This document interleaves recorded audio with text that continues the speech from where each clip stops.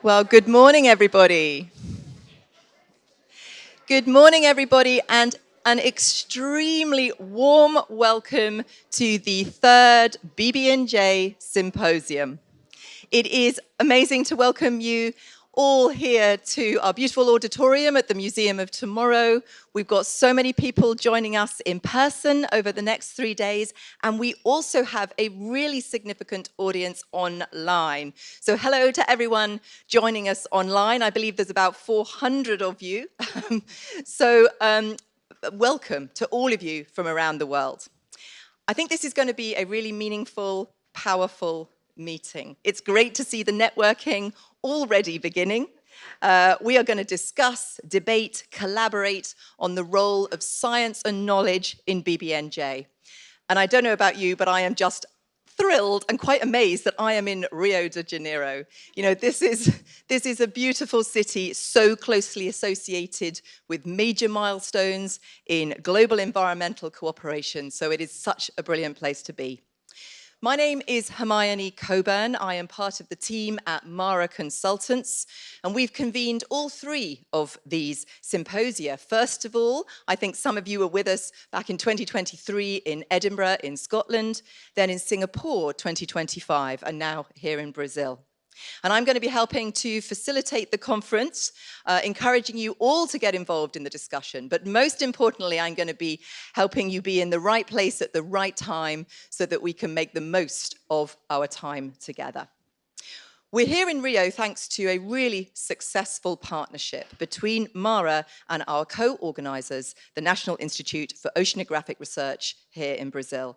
And I would like to firstly say a huge thank you to Andre Poljak and his team. They have been a brilliant team to work with. Andre is Director of Research and Innovation at INPO.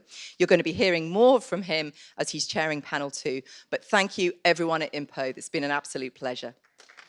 Thank you.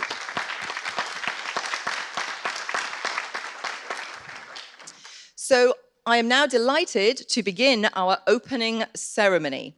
And I'm going to be introducing a series of distinguished guests who will each be saying a couple of minutes of opening remarks. So I would like to begin by introducing Andrea Lacce. Andrea is Secretary for Strategic Policies and Programs at the Ministry of Science, Technology and Innovation here in Brazil.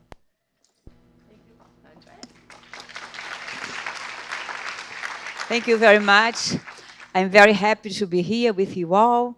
I thank Professor Sagan and Andre and also Merle Robert for the invitation to be here. I'm not a person from ocean. I am a physics, but now I'm going to speak like a person of the government. The agreement on the conservation and sustainable use of marine biodiversity of areas beyond national jurisdiction he represents a historic milestone for the international law of the sea and for the protection of the global ocean. Areas beyond nation jurisdiction, accounting for approximately 2/3 of the ocean surface of the planet, and play a fundamental role in climate regulation, biodiversity conservation, and the provision of ecosystem services that are essential for humanity. By ratifying the agreement in 2025, Brazil joined the group of countries leading global effort toward its implementation, reaffirming its commitment to the conservation of marine biodiversity and to sustainable development. For Brazil, a country with more than 80,500 kilometers of coastline and with a recognized scientific tradition in oceanography and Antarctic research, the implementation of the BBNJ agreement is not only an international obligation, it is a strategic opportunity. An opportunity to strengthen our scientific capacities, an opportunity to expand our international engagement, an opportunity to further align science with government decision-making. The Ministry of Science, Technology and Innovation has played an important role in this process. Throughout the negotiation conducted under the United Nations framework, the Ministry contributed with technical, scientific, and strategic inputs that supported development of Brazil's position in the international discussion. Through its general coordination for ocean and Antarctic science, the Ministry works to articulate issues related to ocean science, marine governance, and international scientific cooperation, helping to connect Brazil's scientific production with global ocean governance agendas. More than simply following the negotiation, the challenge now is to prepare the country for the effective implementation of the agreement. This involves strengthening scientific capacities, promoting human research development, expanding international cooperation networks, and structuring international instruments capable of integrating science, public policy, and marine environment governance. Within the framework of the symposium, the Ministry of Science, Technology, and Innovation will host a side event entitled Capacity Building and Transfer of Marine Technology under the BBNJ Agreement, dedicated to discussing Part 5 of the treaty. I will not speak much more about that, but I would say that discussion proposed by this side event seeks to reflect on how the commitments established in the agreement can be translated into concrete public policy actions. The section will bring together representatives from government, academy, civil society, and international organizations in the dialogue aimed to identify existing scientific capacities in Brazil, institutional gaps, and opportunities for international cooperation. Brazil already has important initiatives such as the Science in the Sea program, the Antarctic Science Program, the national coordination of the UN Decade of Ocean Science. This initiative demonstrates the country's capacity to mobilize scientific excellence in support of public policy. The challenge now is to strategically integrate this effort so that Brazil is well prepared to actively contribute to the implementation of the BBNJ agreement. In concluding, I would like to emphasize that the entry into force of the treaty opens a valuable window of opportunity to strengthen the interface between science, technology, and ocean governance. I am confident that we will have 2 excellent days of discussion, and I thank you all for coming to our beautiful city to work together on this important ocean challenge. Thank you very much. Thank you so much, Andrea. Great opening remarks. We're now going to move swiftly on, and I'm going to invite Amandine Chevet, Blue Ventures Manager from Ocean Pact. Thank you, Amandine. All right. I'd like first to thank everyone to be here, and a special thanks to the INPO, the MCTI, and the Museum of Tomorrow for hosting this event and having you here in Brazil. I hope you really enjoy it. So at Ocean Pact, we are delighted to be here, and we are delighted to see the great acceleration of the ocean as part of the global agenda of sustainable development. I'd like to invite everyone to reflect on the fact that it's been 40 years since the Brundtland Report grounded the basis of sustainable development. And it's only in the recent years that the ocean has been part of the agenda. We believe there is a momentum, a strong momentum around the BBNJ, and that it also represents a new journey for the ocean science and international cooperation. This new journey lays in a big question. How will we know, understand, learn from, manage sustainably the shared resources of the Big Blue while doing that collectively and doing that efficiently, fast enough, and being able to scale? This is a question that is at the heart of Ocean Pact's mission, and it drives our activity from environmental assessment, spatial planning, ocean research, and ocean intelligence. It's been 17 years that we work with the ocean, and we believe that there is a necessity to build bridges between policy, science, and industry. And we do that through investing in research and development. Especially, we invest in promising technologies such as remote operations, remote sensing, autonomous vehicles, which we believe, and AI, which we believe can enable us to address those main challenges. We'll also do it through partnerships, private and public partnerships, and with actors that we believe share the same bold vision that we have. For example, we're working with the INPO and Hub Ocean, which I know is here today, on how we can address some of the structural barriers that will enable to deploy technology at scale. One of the examples is a call to action that we are building to address the gap in eGNA genetic reference bank in the South Atlantic, which stop the eGNA technology to be scaled in this region. So we start with Brazil, and we hope that you will join us in this mission. Another example of that is how we can build together the framework that will invite and that will enable and incentivize private companies to share their data safely and use their offshore operation and offshore infrastructure and transform it into environmental data assets.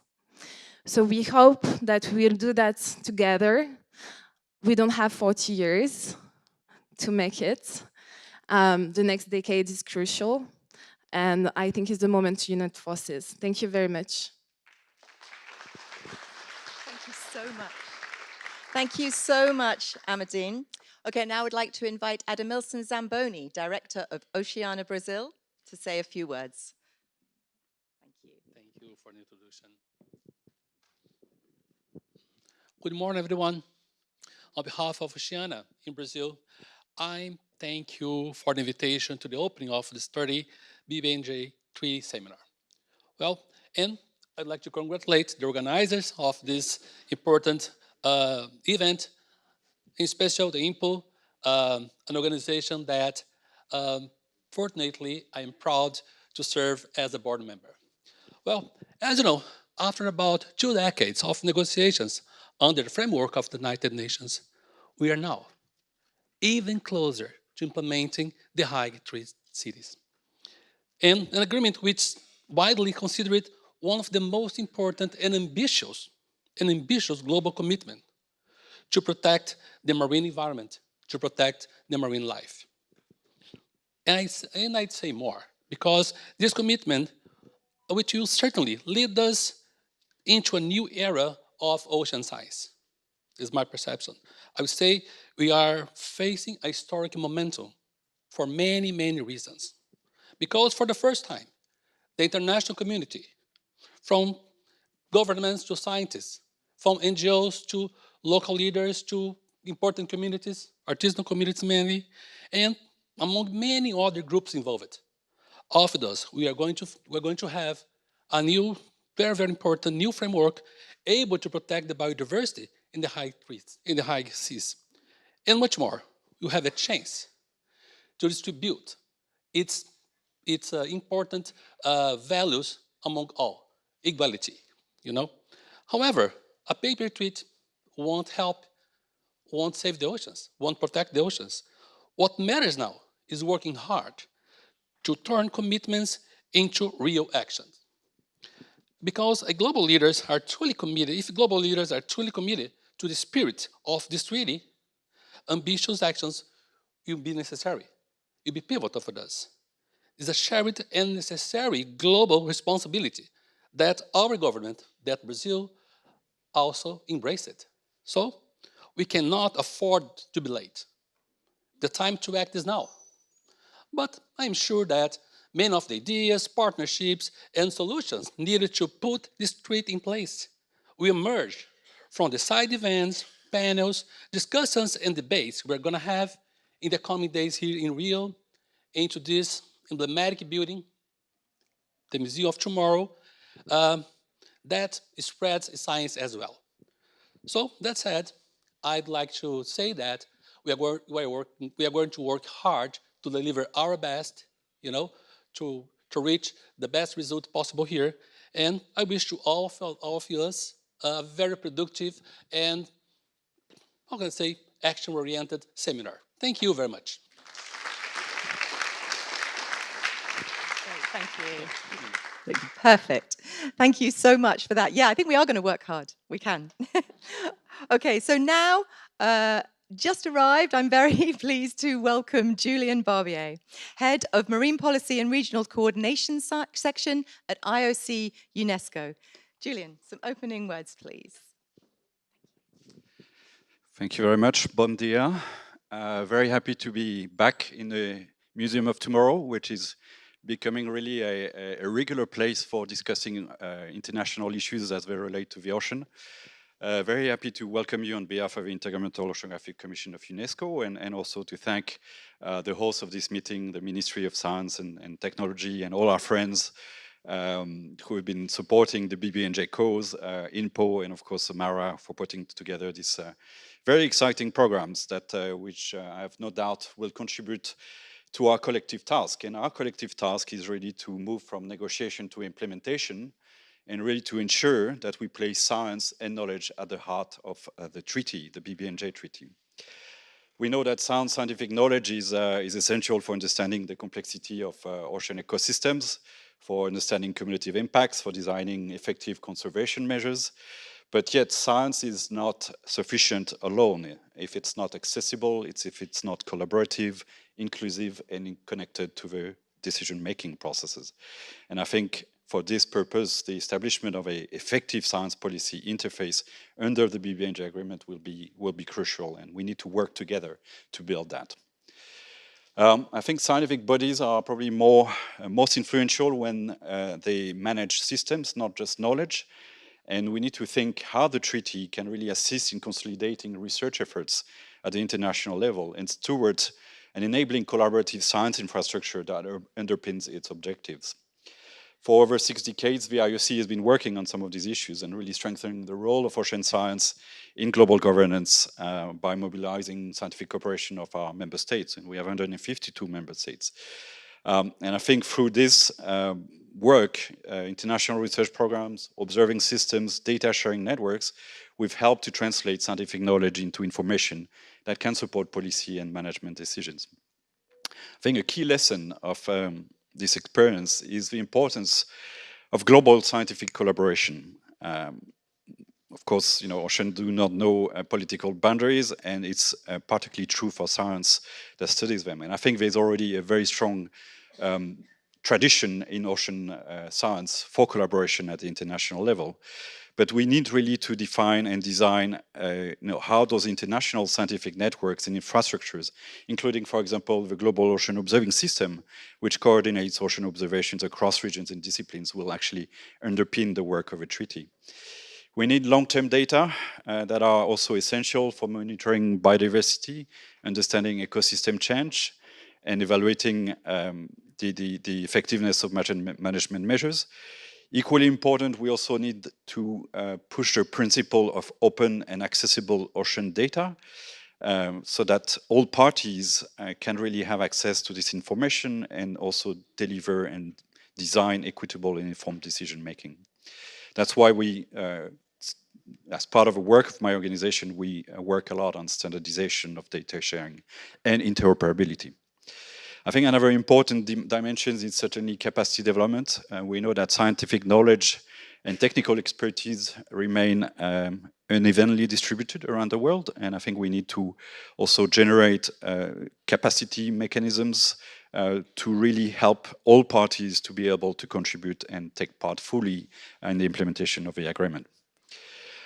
In this context, I want to highlight the UN Decade of Ocean Science for Sustainable Development. I'm sure this is an initiative not unfamiliar to some of you in the room, but it is an initiative that's really there to provide an important framework for strengthening ocean science capacity and collaboration worldwide. And in fact, over the last 5 years, we have now generated over 60 plus international programs, 100 projects, and about 20% of those decade programs that have been established are actually directly generating knowledge for the BBNJ process, from seafloor mapping to deep sea observation to use of eDNA to development of decision support tools and capacity development initiatives. So I think those efforts will continue to strengthen the scientific foundation of BBNJ and hopefully equip stakeholders. Let me tell you that one of the reasons I'm here with my colleague Alison Clausen this week is of course this symposium, but not only. We're also here to prepare the next step and in the ocean decade, and next year we will be Rio will be hosting the 2027 Ocean Decade Conference, and together with our partners, the Ministry of Science, we are going to ensure that this moment is very important to design and really focus on the priorities that we have for the remaining of a decade, particularly in terms of our knowledge gaps and as they relate to the BBNJ aspects. So I think this will be also the work of this symposium this week will be very important in also helping us to identify some of those gaps and how we can really use the decade framework to align initiatives and to generate more investments in ocean research and cooperation. So just to close, the success of a BBNJ agreement will not only depend on legal frameworks, it will also depend on creating this collaborative and inclusive and grounded open access to data and knowledge. And this is within the agreement, but also around the agreement. And rest assured that the IOC stands ready to support this process. And I very much look forward to your discussions and findings during this week. Thank you very much. Thank you so much, Julian. And now I would like to invite my colleague, Professor Murray Roberts, who is the Director of Mara Consultants, to say a few opening words. Thanks, Murray. Thank you, Hermione. So, we made it to Rio. It's really amazing to be here. It's a privilege and a pleasure, and thank you again to everyone that's made this possible across INPO and across all the partners behind this meeting. I don't know about you, but I find it really hard to watch the news at the moment. You turn on the TV and we see turmoil, chaos, death, and destruction. And I think BBNJ unites us in a way that's really, really special at this point in human history.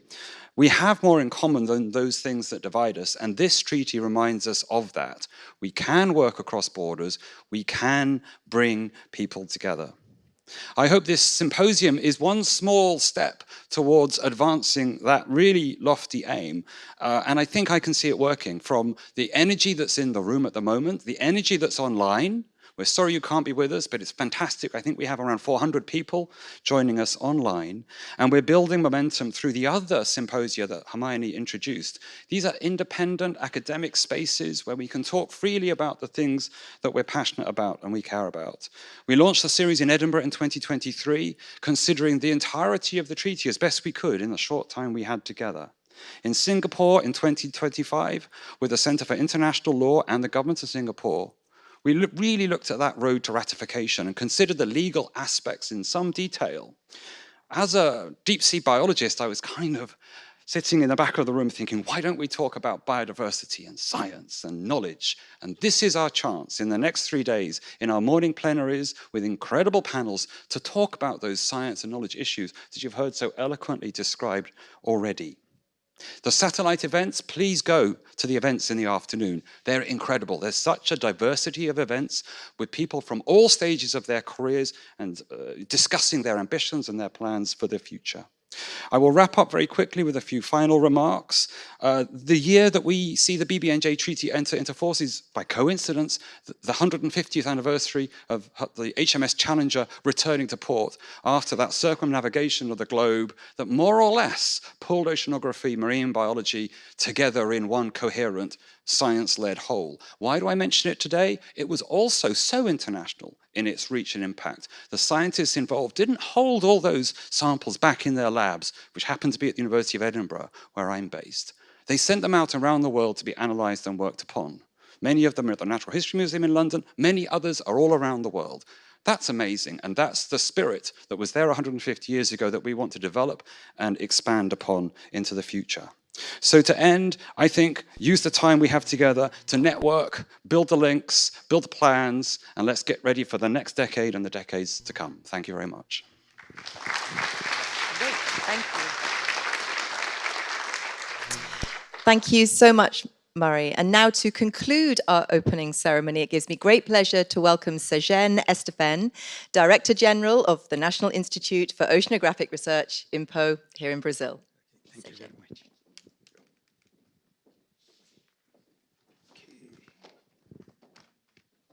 Good morning to everyone.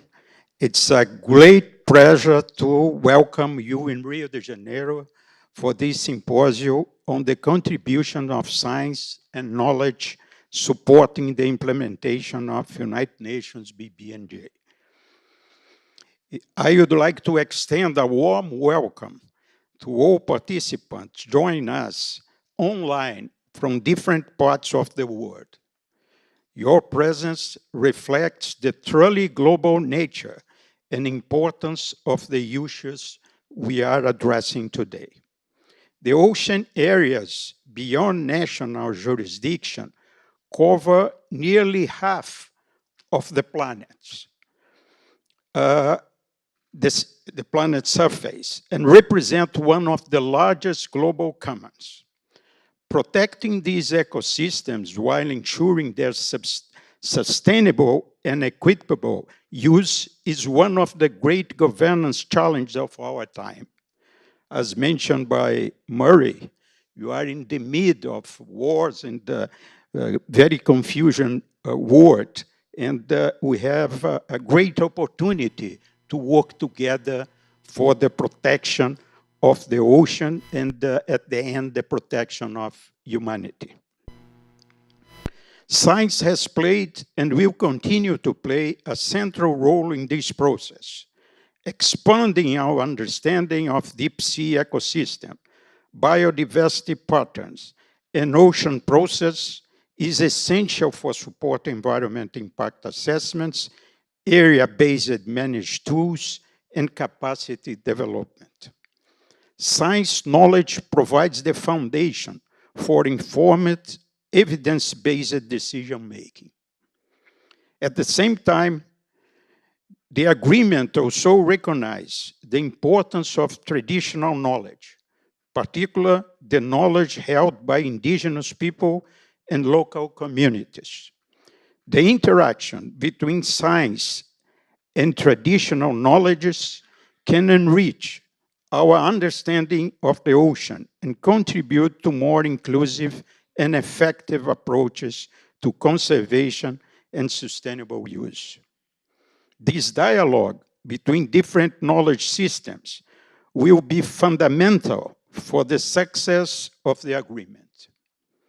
Brazil has a long tradition of ocean science and international cooperation in the ocean domain.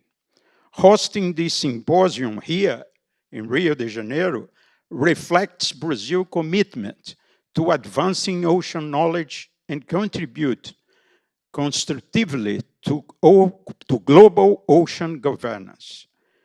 The National Institute for Ocean Research, INPO, operating under the Brazilian Ministry of Science, Technology and Innovation, is proud to support initiatives that strengthen the interface between science and policy. Institutions like INPO play an important role in mobilizing scientific expertise, fostering international collaboration, and helping ensure that the best available science informs the implementation of global agreements such as BBNJ agreement. Before concluding, I would like to express my sincere thanks to Dr. André Polejak from INPO and Professor Murray Roberts from MARA Consultants for their dedication in organizing this third symposium on BBNJ after Edinburgh and Singapore, as mentioned before. I would like to thank also the Museu do Amanhã, Museu of Tomorrow, where we are, for kindly hosting us in such an inspiring venue here in Rio de Janeiro. Thank you all for being here and for joining us online as well. I hope this workshop and, in fact, this conference will stimulate new ideas, partnerships, and contribute to advancing the scientific foundation needed to ensure the effective implementation of the BBNJ agreement for the benefit of the ocean and future generations. Thank you very much. Thank you so much. Well, thank you so much to all our distinguished guests for some absolutely brilliant opening remarks there. Extremely positive words of introduction. I like to watch the audience during these, and you are a great audience already, really listening, lots of nods. I know it's going to be a good meeting just from that. So if you wouldn't mind making your way from the stage very carefully and take your seats, the time has now come for our first keynote address. And I am truly honored to introduce our two speakers for our first keynote. I'm sorry to keep you guys waiting. I hope you are with us online, okay? And I would like to introduce our speakers. This morning we are joined online from Australia by His Excellency Adam McCarthy, who is Chief Counsel and First Assistant Secretary at the Department of Foreign Affairs and Trade of Australia. And as I think we probably all know, Adam is the elected co-chair of the BBNJ Preparatory Commission. It also gives me great pleasure to welcome, joining us online from New York, Her Excellency Ambassador Janine Coy-Felsen, Permanent Representative of Belize to the United Nations and elected co-chair of the BBNJ Preparatory Commission. Welcome, Adam and Janine. Can you hear us okay? Yeah, that's great. We can see you very well. And I believe that Janine, you are going to speak first. Is that okay? Yeah, okay. So Janine, we're running slightly late, but we're doing pretty well. So I'll ask Janine to speak first, followed by Adam. So Janine, you may now address the audience here in Rio and online around the world. Thank you. Thank you very much, and good morning to everyone. It is a distinct privilege to be able to join you, sadly not in person, but fortunately still virtually. I think it goes without saying, just having heard the opening statements in the opening ceremony, that we have come to the moment that the international community has long been waiting for. A moment when the promise of protecting the biodiversity in global ocean would move from a negotiation to a reality, and that moment has come with the entry into force of the BBNJ agreement, which occurred earlier this year on 17th January. With that step, the work of negotiation has given way to the work of implementation. At the same time, the Preparatory Commission, established to lay the institutional foundations of the agreement, is approaching the final stage of its work. In many ways, we stand at a moment of transition where that negotiated vision must now be translated into functioning institutions, practical cooperation, and meaningful outcomes for the ocean. It is therefore particularly fitting that the symposium brings together traditional knowledge holders and the scientific, policy, and practitioner communities at precisely this moment.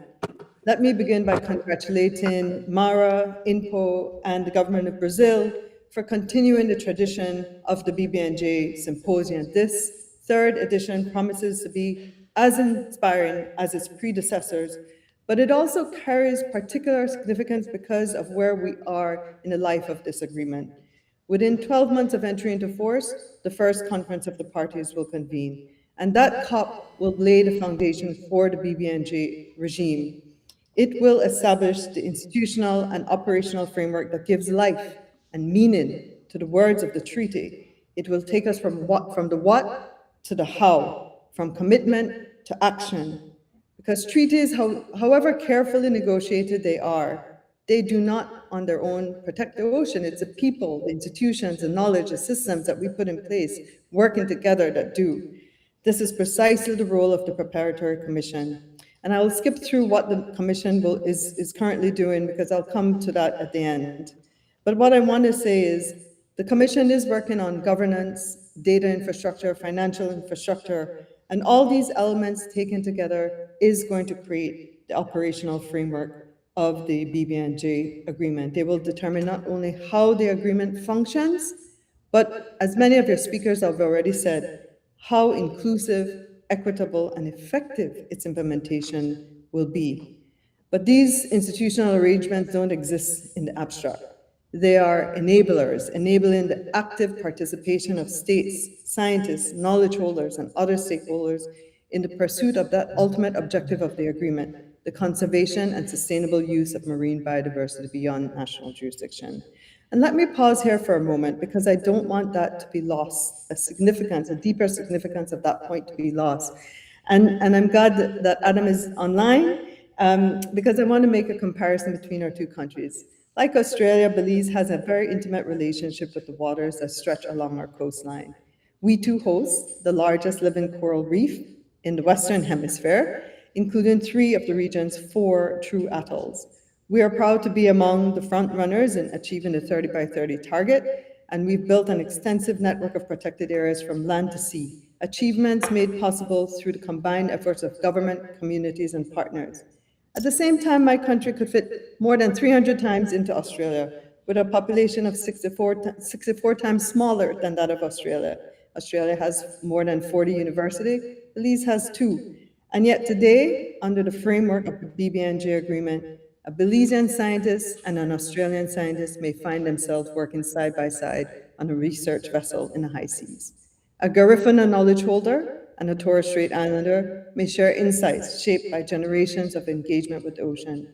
And networks of Caribbean and Australian ocean pioneers may collaborate to inform decisions about marine ecosystems far beyond our immediate site, yet deeply connected to the health of our shores and habitability of our planet.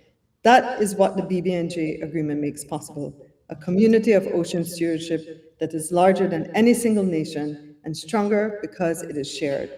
The BBNJ agreement is a modern treaty. It is the first within the framework of the law of the sea to pursue an integrated approach to biodiversity, ocean governance, and climate change, bringing together knowledge systems, institutions, and people across time and space. It seeks to be a leveler, particularly in the area of marine genetic resource. The agreement embeds the principle of equity within the architecture of benefit sharing, and it is the first treaty to address access and benefit sharing for digital sequence information. And in doing so, it moves beyond a largely transactional relationship between unequal parties towards a more robust multilateral engagement. This engagement will be supported by institutions such as the Access and Benefit Sharing Committee, the Capacity Building and Transfer of Marine Technology Committee, and the Clearinghouse Mechanism. The agreement also seeks to expand knowledge and understanding of MGRs in areas beyond national jurisdiction. This could truly be transformative, deepening our understanding of the ocean genome, of biological resources, and of the pressures they face. That knowledge will inform other core elements of the agreement, like area-based management tools and environmental impact assessments. More broadly, it can inspire innovation, strengthen partnerships, support our shared communities to conserve and sustainably use life below water. For all its ambition, however, the BBNJ agreement has a more humble but equally powerful role. It is a broker of knowledge. It connects those who generate knowledge, those who share it, and those who apply it in policy and practice. And in many ways, the transformational impact of the BBNJ regime will depend on a simple but profound question: how well does knowledge travel from discovery to decision? And this brings me to the importance of this gathering, because this symposium takes place at a pivotal moment as the Preparatory Commission approaches the final phase of its work, and as the BBNJ agreement prepares to move fully into implementation. The discussions taking place here can help inform how the science-policy relationship will function within the emerging regime. And in that sense, this symposium does not simply observe the implementation phase of the BBNJ agreement, it contributes to it. The themes of this symposium speak directly to the institutional work currently underway in the Preparatory Commission, the institutional work relating to the governance, to the clearinghouse mechanism, and to the financial arrangements. I think I may have taken quite a bit of time, but what I want to say is I want to see these the conversations taking place here begin to think about how all of these different institutions can matter to anticipate and manage a science policy interface. Because the institutional culture we establish now will shape how the BBNJ regime functions for decades to come. If we get the science policy relationship right, and I want to emphasize that science does not exclude the traditional knowledge holders. If we get that right, the BBNJ regime will not only govern the ocean beyond national jurisdiction, it will help us understand it, care for it, and steward it together. I thank you very much for your attention, and I look forward to a productive discussion with you. Thank you.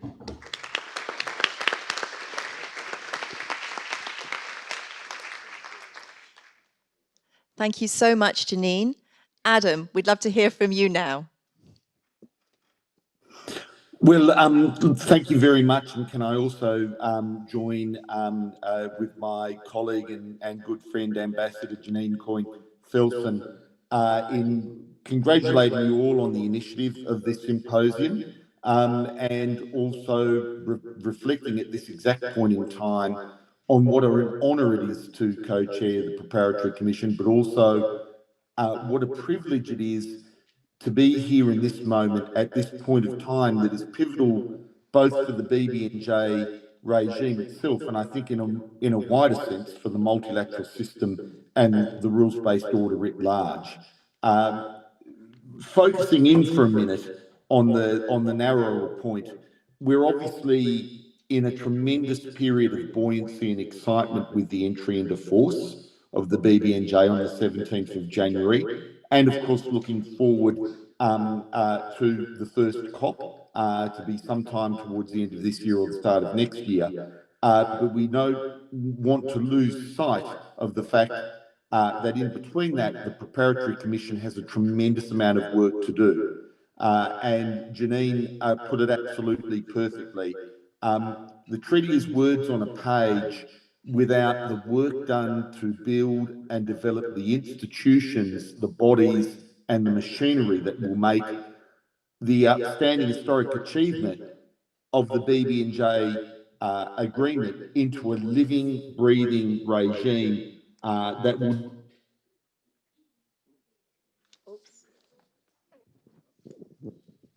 I'm so sorry, we seem to have lost the audio on Adam for a moment. Let's just see if we can get that back. Adam, I'm so sorry, I'm not sure if you can hear you. We just lost the last 30 seconds of your presentation. Just give us one moment and we'll see if we can get the audio back. Could you just say something for us? Yes, we can hear you. So if you'd just like to go back maybe 30 seconds, 1 minute, apologies.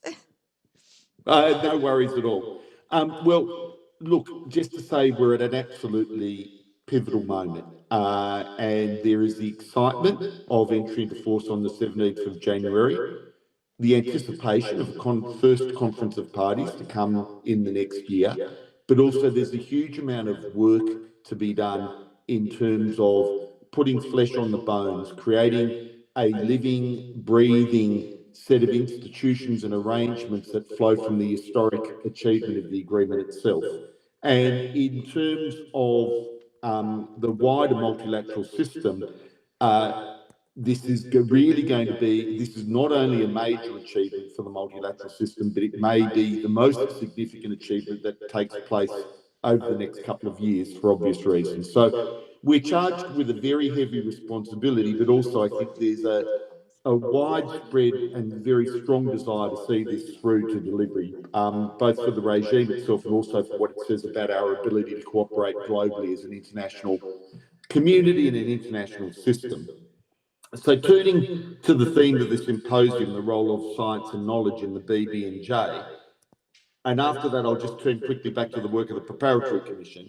As we all know, science and knowledge are absolutely fundamental to the effective conservation and the sustainable use of marine biodiversity in areas beyond national jurisdiction, and they are going to underpin all of the pillars of the BBNJ agreement. As set out in Article 7 of the agreement, implementation is to be guided by the best available science and scientific information, as well as the traditional knowledge of Indigenous peoples and local communities. And the scientific and technical body established by Article 49 will play a critical role in ensuring the centrality of scientific information and traditional knowledge in treaty implementation and in decision-making, in line with the general principles of the agreement. From an Australian perspective, we value the role of science in ocean governance and have worked very hard to establish the first generation of high seas marine protected areas, including by progressing the underpinning science in a whole range of areas, including most notably the Lord Howe Rise and South Tasman Sea Rise in 2025. Through this agreement, there will be the opportunities for so many states, as Janine has said, to join together and to be ambitious in protecting the high seas and to contribute to the goal of realising the protection of 30% of our oceans by 2030. And as we all know, without the BBNJ coming into force and without the BBNJ being active in establishing MPAs in the next 5 years, that goal is not mathematically reachable without the BBNJ. The 30 by 30 goal hinges on the success of the BBNJ, and I know it's a goal that Australia and many others in the room are working towards. This can only be done by drawing upon all of the available resources, the scientific knowledge and the traditional knowledge as well. I'm conscious of time, so I'll just turn quickly to the work of the Preparatory Commission.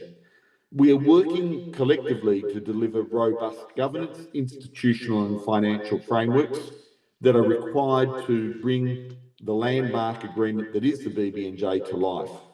The PrepCom therefore has an important role in ensuring that science and knowledge continue to be embedded in the institutions of the agreement, while we consider on our program of work the terms of reference and modalities for the operation of and the rules of procedure for the subsidiary bodies of the COP, including the scientific and technical body. So we encourage states to continue to draw from the experience of other relevant instruments, frameworks and bodies without being constrained by precedent. The BBNJ agreement is a novel regime. It has a range of new features that have not been seen in the international community before, and it requires innovative approaches in order to be successful. We will also encourage participants in the seminar and delegations at the PrepCom to consider the core issues that need to be elaborated for the scientific and technical body by the first COP and what we may then work towards in the future.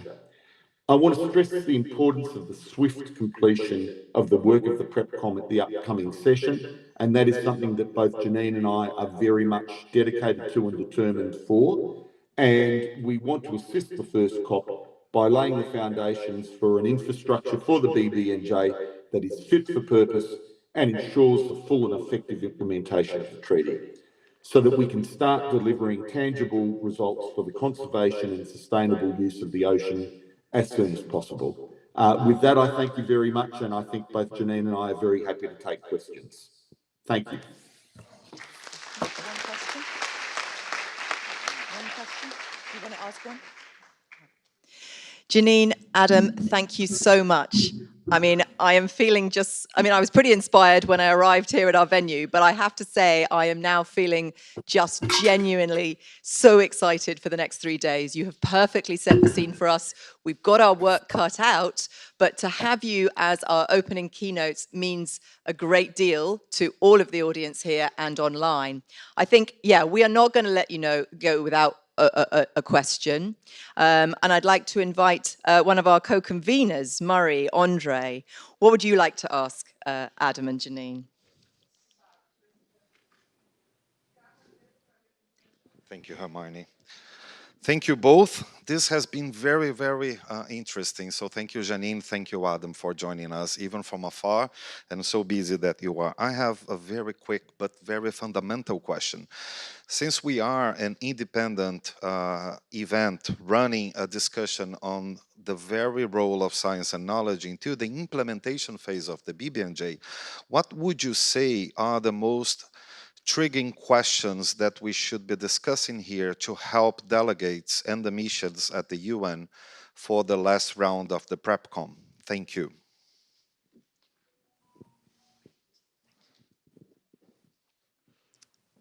Who would like to answer that question? I think we'd love to hear both your thoughts on that. It's the big question, really. Can I suggest that Adam, because Adam already touched on a couple of those, and then I'll come in and add a few of my thoughts as well. Okay, thank you. We'll come to Adam first.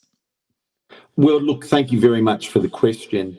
Obviously, I think the scientific and technical body lies at the heart of the interaction between scientific knowledge and the BBNJ regime across all of the pillars of the regime itself. The STB has a role in each and every pillar and each and every aspect of the regime. So I think in terms of important considerations for now, it's what is the appropriate mandate and role, and also what are the skills and the expertise? What are we looking for from that committee? What's the expertise? What are the skill sets that we require on that committee? And also, I think it will be very important to ensure that the committee's role as an independent source of scientific advice for the regime overall is protected and enshrined in the institutional arrangements that are concluded at the third PrepCom and passed on to the COP. I've seen this in other international regimes. I've seen both good examples and bad examples. But it's absolutely vital that the independence of the scientific advisory function be institutionally protected and that it be clearly understood that those who participate are serving in a scientific capacity and providing scientific advice for the regime as a whole. Over to you, Janine.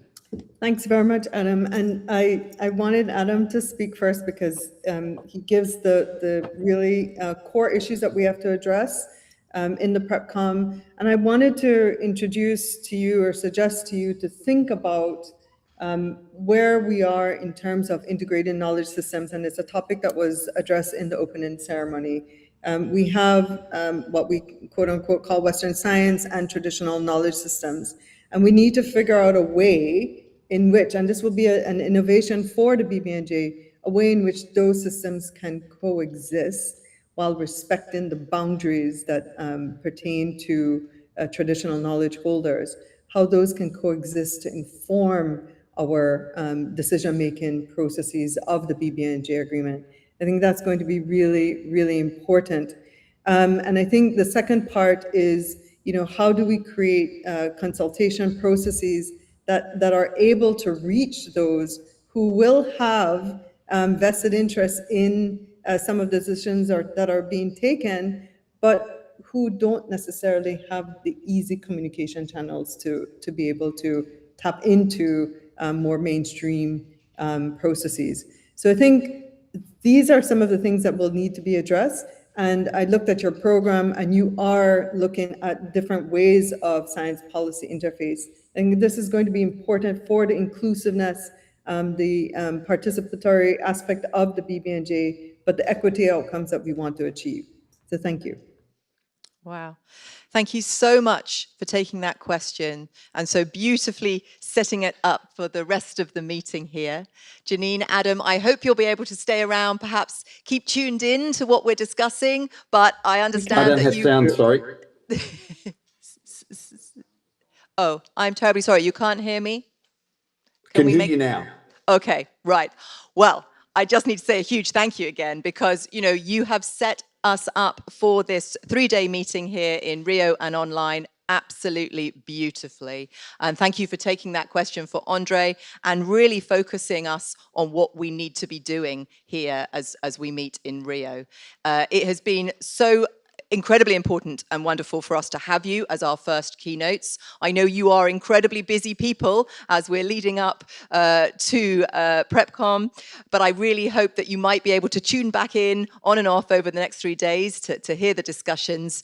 So if you do want to get back in touch with us, please do so. But yeah, all that remains for me to do now is to ask the audience here in Rio and online to say a huge thank you to our opening keynotes. Thank you so much.